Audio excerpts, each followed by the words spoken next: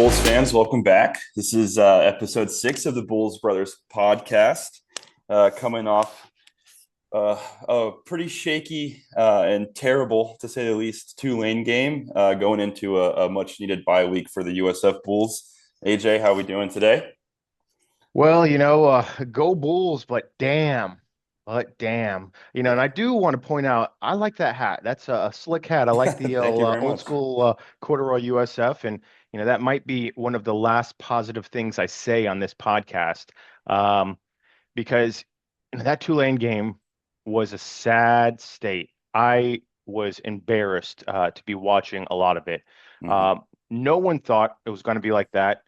We didn't think it was going to be like that, including the Tulane coach.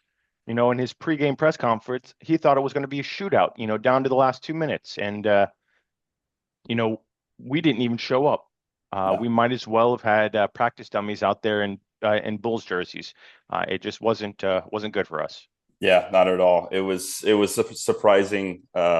surprisingly bad game. I guess I don't even know if I should say surprisingly, but coming off playing teams like Alabama and Miami, um, you know, those were tough losses, but those were that's kind of what was supposed to happen with the types of rosters we were playing against. But when you go play a team that's in your conference that actually was second to you in recruiting this past year, you expect to be able to hang with those guys a little bit better, and that did not seem to happen at all. It seemed like Galesh even was on the sideline, kind of reeling all game. It just got out of hand fast, and it was hard to watch. I actually was up in Chicago at the DraftKings Sportsbook right there at Wrigley Field, and I Hmm. had them put the game on one of the big screens, and I almost wanted to curl up in a ball and hide once the game started because here we are. There's hundreds of people in this sports book,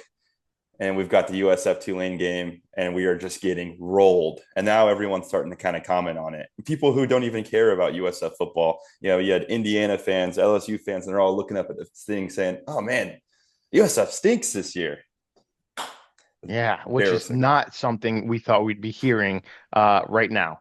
You Yeah. know, and like you said, we have played two big high-powered teams in Miami and Alabama and Tulane. I don't want to discredit them. They're reigning AAC champions. They're a good squad, but it should not have gone down like this.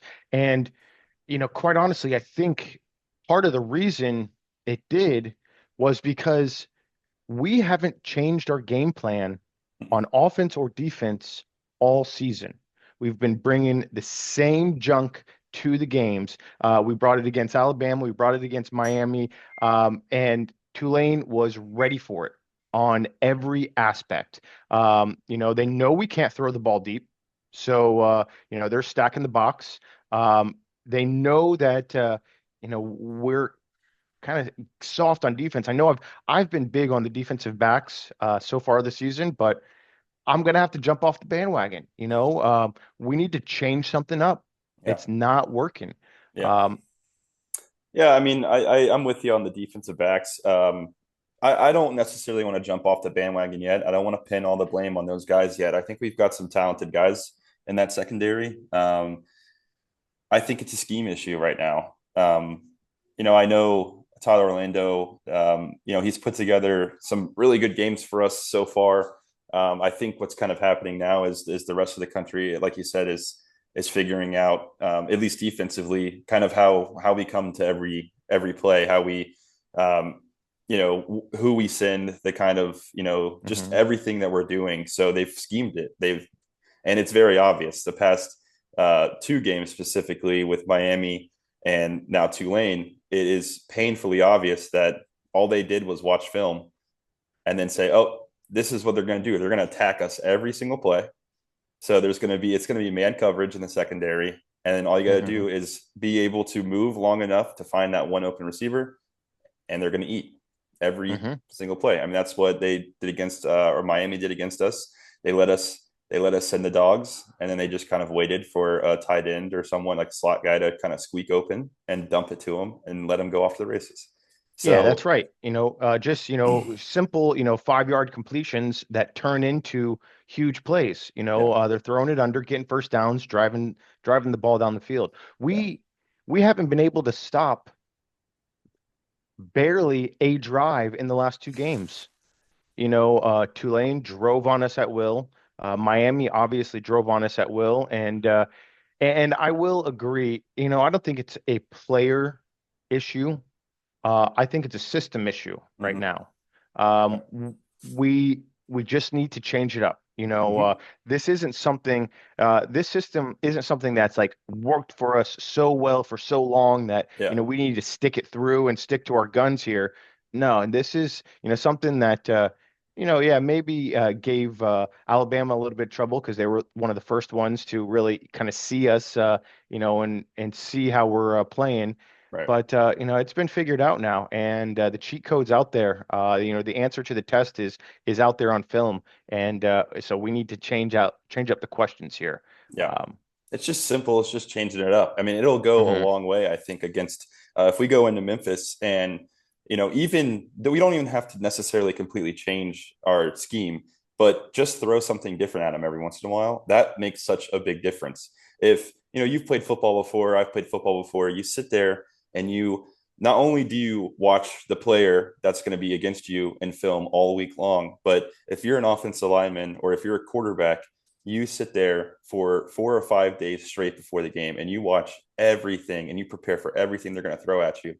Well, if you're watching back to back weeks of just film upon film of USF throwing the same thing at teams, it's not hard to prepare for that. They go out onto the practice field, they have their scout team run this, defense that Todd Orlando's running where almost every play there's, six guys rushing and they sit there all week and just practice, be patient, be patient, be patient. Bam, there's your open slot receiver. Bam, there's your open tight end. Bam, there's your open dump to the running back. It's just, you just throw something different at them, make them think on their toes. And that just makes such a huge difference. Um, That's so, right. Change the pace of the game a little bit. Yeah. yeah. And yeah, I mean, I'm hoping during this bye week, maybe we can do a little bit of reflection and just work something up and just change it up a little bit. Yeah. Yeah. And it's not only our defense that needs to change. Our offense has been figured out as well. We're still facing the same issue. Byram's not able to connect downfield at all. He's getting out in the flats and throwing Atkins a quick slant or a short pass, but that's we got to have more. Yeah, We obviously have a good backfield. We got a few good running backs, but if that's all they have to defend against, then that's not hard. yeah, Stack the box, right? And yeah, you know they don't need to play heavy coverage because we're not accurate in quarterback. And I think Byron Brown is a tremendous athlete. I think he's a good quarterback, and I don't want to see him benched. But I'd like to see maybe Bryce Archie get a little bit more of the play share. Florida just went to a two quarterback system, and they're doing pretty good with it over there. And so I'd like to see a change. We cannot continue to do the same thing. If we continue to do the thing, we're going to see the same results. yeah, And quite honestly, we just can't afford this. I think the only positive I can see out of this, out of the way our season's gone, is all eyes have turned away from Galesh. There's not a Power Four team that's looking to like, hey, look what he's doing with the poor little USF down there. No, because they've stopped looking. They were like me in the fourth quarter of this game. Just turn the TV off. We don't need to see that anymore. yeah, You know, um, and I do like Galesh. I think he's a good coach. I think he is changing, our program, our personality. I think he's doing great things for the university. Um, and obviously, in the first year, he turned a lot around. yeah, Uh, eh, he's stumbling a little bit now, which is okay. Yeah. But Well, I mean, we there's a need lot to. of football left to play in this season. We got to remember that too. There Um, is, we had a yeah. couple of even last year. I think at this point we were almost in the same exact situation uh, where we didn't really know what was going to happen, and the guys are resilient. I think Coach Galesh goes into that meeting room week in and week out, and it's start. They're not thinking about the Tulane game as they're definitely thinking about it. Obviously, they're watching film, watching what was good, what was bad, but going into this Memphis game next week, it's week one. It's we're 0-0. Let's go beat Memphis next week, and Hmm. that's kind of the culture he's brought to the team. So, and we kind of saw that last year where we had a couple of really rough games, and then we'll come back the next game and have a great game. So hopefully, he's keeping that mentality going where start from scratch. Let's go beat Memphis. Don't think about what just happened against Tulane. And then to be fair, I don't know if you saw the Tulane game this weekend. Um, they absolutely rolled UAB, and it may have been even worse than our game. Hmm. So, not to say that it's okay that we lost to Tulane. We shouldn't have. We have put ourselves in a position. We have talked about ourselves to where we should have been in a shootout with Tulane. But Tulane went ahead and beat UAB by over 60 points. I think it was they scored 70 points in that game. I don't recall exactly what UAB score was. I know they squeaked like a touchdown in the fourth quarter just because. But Hmm. so that just goes to show you too that maybe their offense is just a little bit more high powered than we all kind of thought they were. We knew they were a high powered offense, but you put up 70 points in a game. That's now we're talking really powerful offense. So let's just not let that go unsaid that we're not the only team so far in the conference that has gotten rolled by Tulane. Yeah, but it- we talk about close losses are still losses. A moral victory is those are for losers, and True. and so I don't want to go comparing ourselves to, oh, we didn't lose as bad as someone else, because I think that's just there along with moral victories. In fact, it's probably a little bit less. And so I understand Tulane might be high-powered offense, but we had aspirations of trying to top the AAC this year, trying to at least be in the AAC championship game. Um, and we'll see how it comes around. I will say this next game against Memphis, this is a make or break for our season.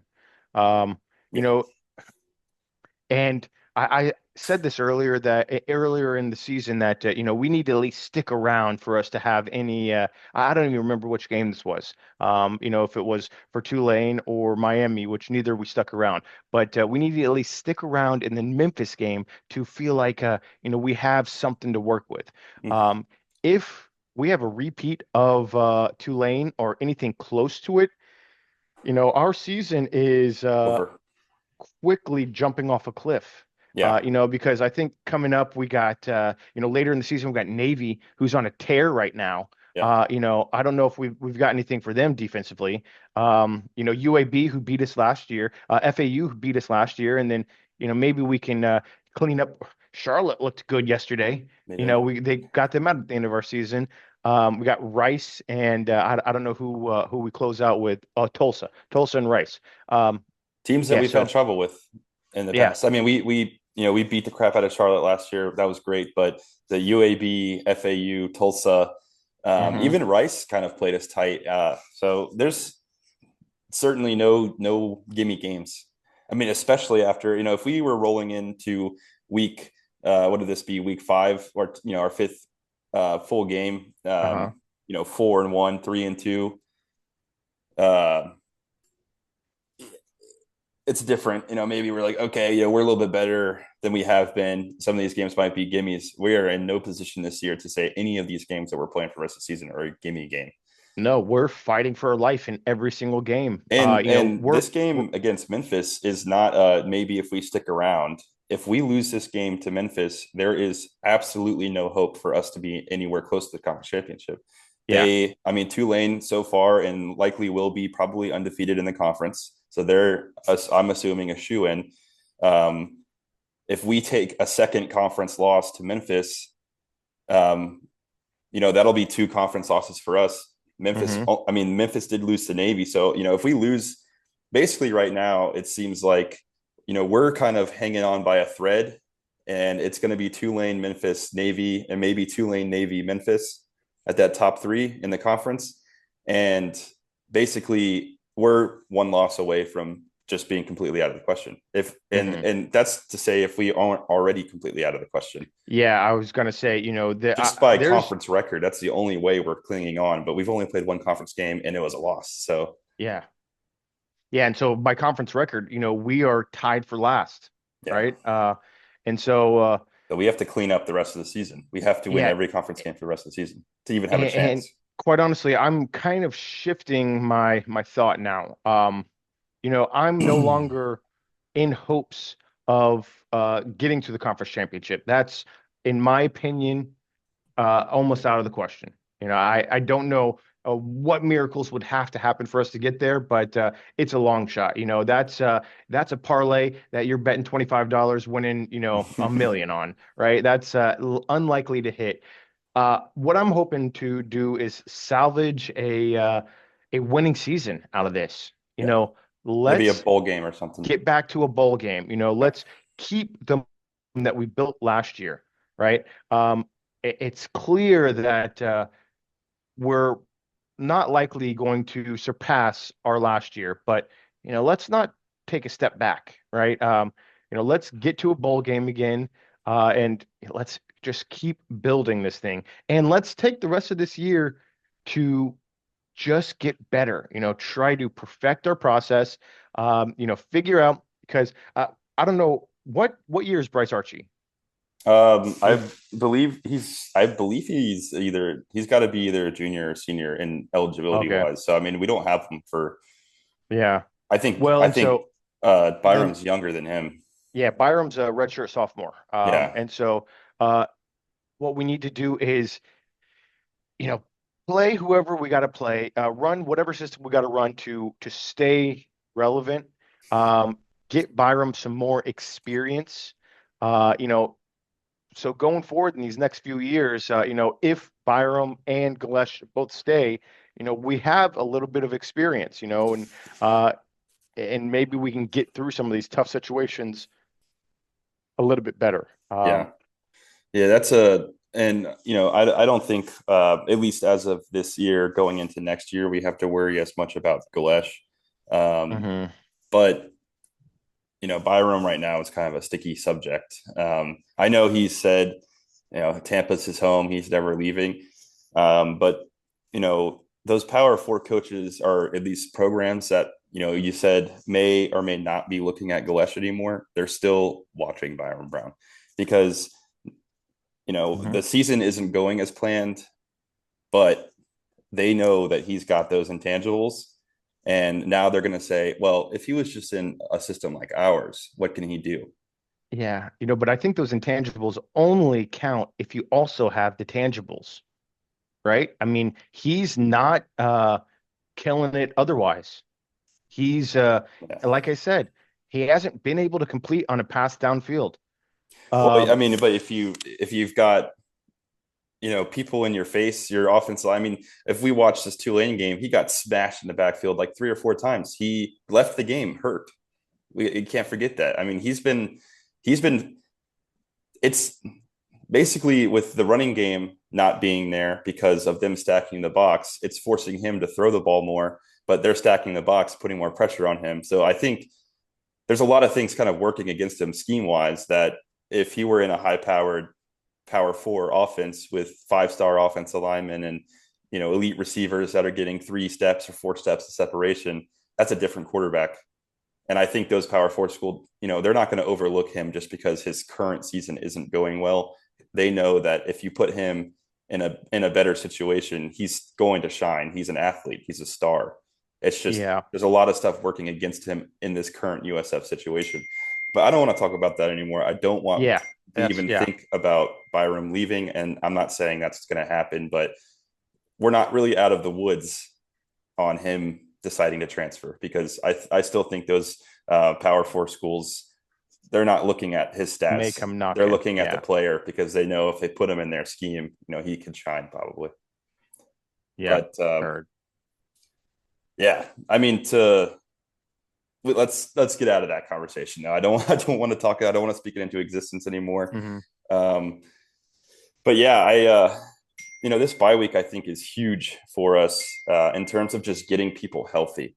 Um, I know the offensive line, although we might not have lost guys from starting, they're just beat up. And we noticed it in the Tulane game, certainly noticed it in the Miami game. Um, so I just love to kind of see this week us going into Memphis with a healthy offensive line, that can hopefully kind of protect Byram a little bit and give him maybe a second to throw the ball. So maybe we can open up that running game as well. Um, so those are my goals with this bye week is just to get guys healthy and maybe give Todd Orlando maybe a few days to work up another scheme because I think he's a brilliant defensive mind.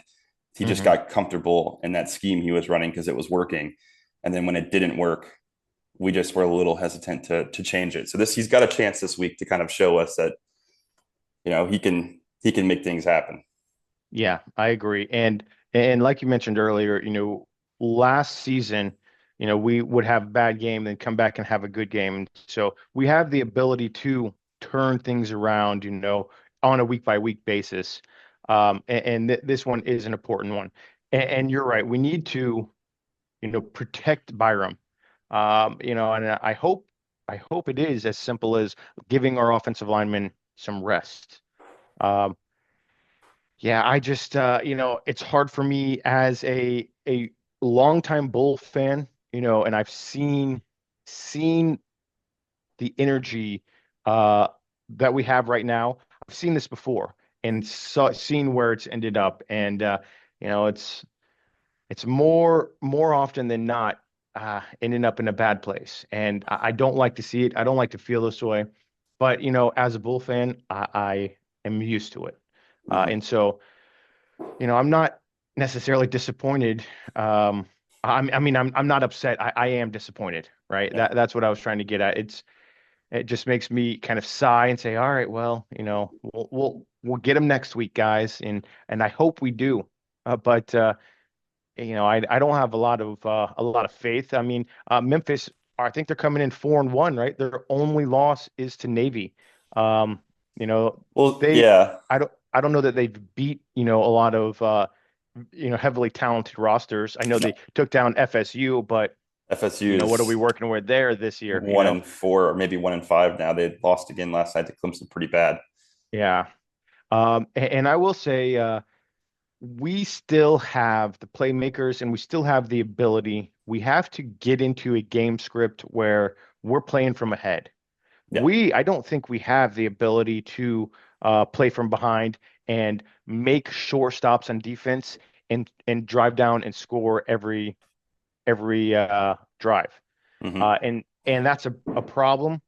But you know, in order for us to be successful, we need to get out, and hit them early, get points on the board, and get an early stop. And then Yeah. we're playing from ahead. Then we can feel a little bit more comfortable with the things. We're not, struggling and scraping for anything we can get. And yeah, so that's kind of my outlook. Yeah, we'll see. We'll see. I'm kind of watching this one with bated breath. I hope things fall our way, but I'm not sure. I'm not sure. I don't think USF this year has given me anything to be like, well, this is what we're going to fall back on.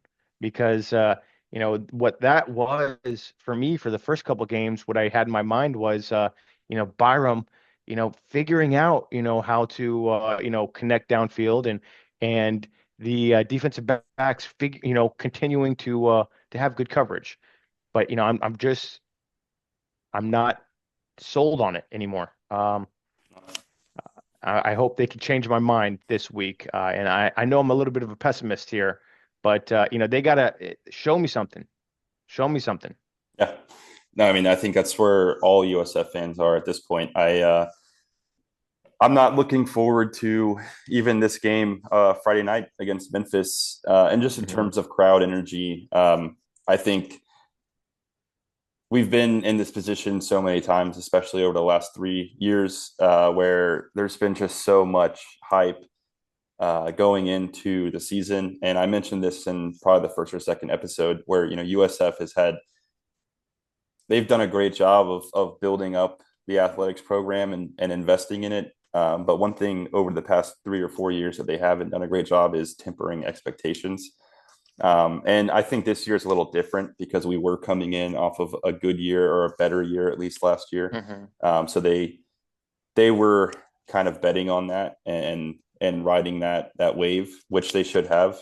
But I think you're not going to see the student section full against Memphis. You're going to see very sporadic fans in the lower bowl. Obviously, upper bowl won't be open, but I think this game is it's the game where the fans are maybe not physically, but figuratively telling the team, show it, show us something, and we'll come back, basically, because you've disappointed Hmm. us so far. Build it and they will come. Well, we haven't built it, so I don't think anyone's going to Yeah. be at the game. So, um, there's Well, yeah. no big team hype coming into this game. It's right as of right now, we're bottom of the barrel in our conference, and we're going to go play a team that over the past 3 years has whooped our ass in our Hmm. conference. So you're not going to get that hype and excitement in this game. So they're going to have Yeah, I to play mean, through that as well.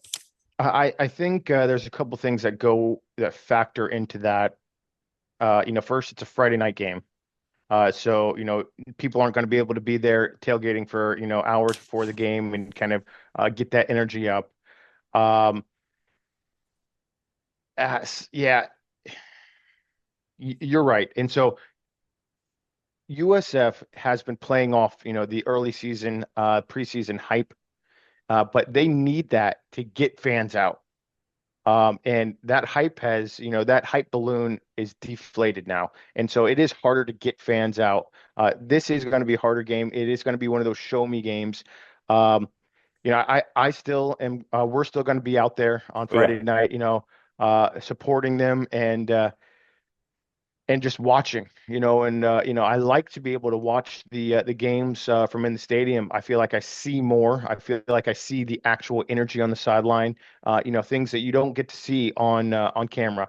Hmm. And so we'll be out there. We'll be out there watching, but we'll also be out there evaluating. Hmm. What is it? What is the team looking like? Or guys, throwing their helmets and stuff on the sideline. Are they, losing faith, or are they, sticking strong and true to their process, which has been what Glesh has been preaching, and what I hope is still happening. Yeah. Uh, and I will mention, we do now have this hurricane coming. I don't know how that's going to affect. If it's a direct hit here, we might push this game off. Might have to be rescheduled.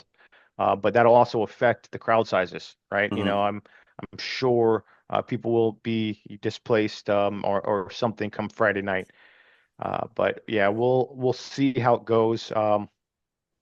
I wish I could say I'm excited for the game, but more like I'm anxiously awaiting. Yeah. I'm anxiously awaiting to see, oh, what USF team runs out of the tunnel, and how we can salvage what has been in a nosedive for the last 3 weeks. Yeah.